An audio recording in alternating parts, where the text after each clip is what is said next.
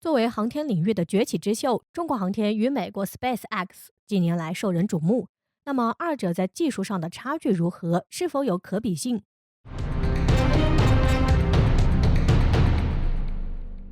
为何说中国航天需要向 SpaceX 学习，但又不能照搬？在今年年初，特斯拉以及太空探索技术公司 SpaceX 的 CCO 艾隆·马斯克以个人净资产1950亿美元超越亚马逊 CEO 贝索斯，成为世界首富。这位有着梦想家之称的科技公司老总，在近年来强势崛起，而他背后的一些企业也备受关注，比如为实现殖民火星而努力的 SpaceX。提到 SpaceX， 对航天感兴趣的人一定不会陌生。这家民营航天企业几乎成为美国航天产业的代表。而我们知道，近年来中国航天如同马斯克一样，同样在强势崛起，成为美国航天未来最大的挑战者。于是乎，中国航天的技术水平就不免被拿来与 SpaceX 进行对比。那么，这两者之间的技术差距是在扩大还是在缩小？从2016年中国首次发射长征5号火箭来看，中国的航天实力增长让人叹为观止。包括之后的月球探索、空间站发射以及火星探测，就连美国航天局 NASA 都不得不给予肯定。另一方面 ，SpaceX 测试星舰 SN20 火箭多次爆炸，以及星链卫星高达3%的报废率，让不少人下了一个结论：美国航天如今遇到瓶颈，正在被中国航天赶上。但事实真的如此吗？首先要纠正很多国人所犯的一个误区，那便是把 NASA、SpaceX 以及中国航天画上等号。NASA 作为统筹美国航天计划的机构，并不直接参与火箭与卫星研制，而是对 SpaceX 这样的企业进行公开招标。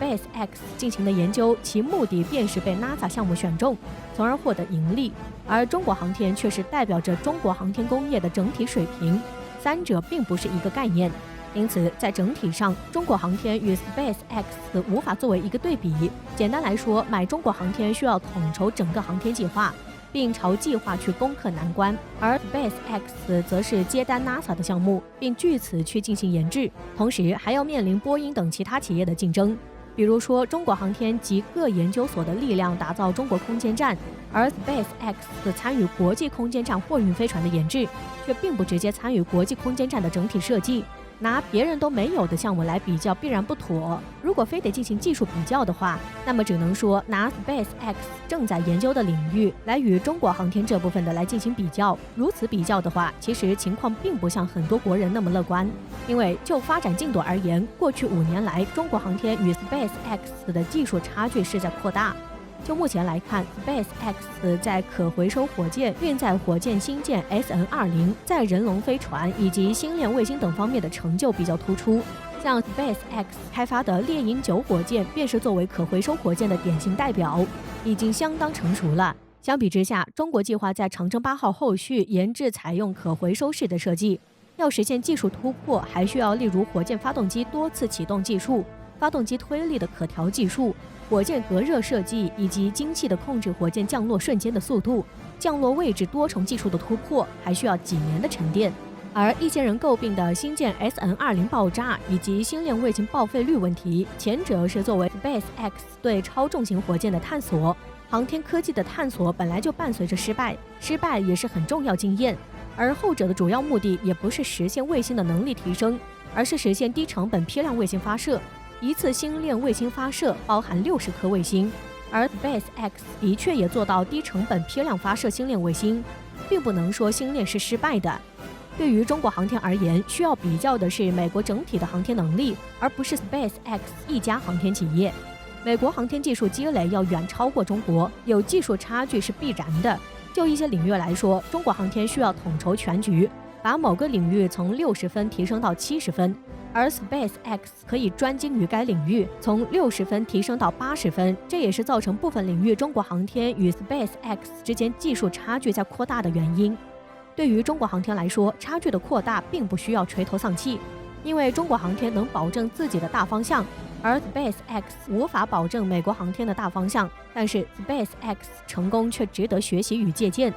中国航天需要借鉴 SpaceX， 不仅是一些技术，更重要的便是其运作模式。SpaceX 的成功得益于美国航天商业化的成熟。而对于中国航天来说，想要获得实质性的突破，必然也需要交给市场来考验。也就是说，商业化道路也是中国航天发展的方向。这时候我们要考虑的便是民营航天企业的良性发展。中国国家航天局副局长吴艳华说过，中国的航天领域要想变强，单靠国家投资是不够的，中国民营企业的发展必不可少。而民营火箭可以为国家分担不少的火箭发射任务。中国已经定下了2030年成为世界航天强国的目标，民营航天企业发展是其中的重要因素。中国作为新兴航天大国，航天技术的提升也助力国内民营航天企业的发展。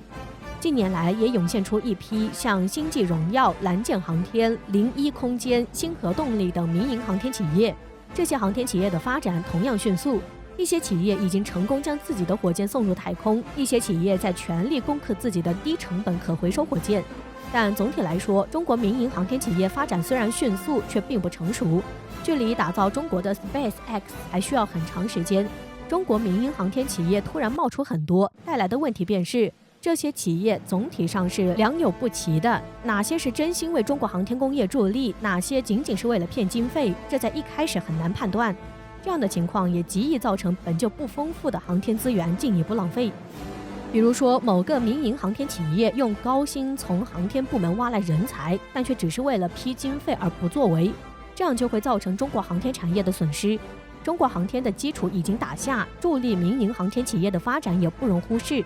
中国人不能只盯着长征火箭的发射，美国航天的发展也是经历了转型。SpaceX 如何在美国航天的土壤中成长起来，需要中国去关注。在上世纪60、70年代的时候，由于与苏联进行太空竞赛，美国政府将巨额资金拨给 NASA。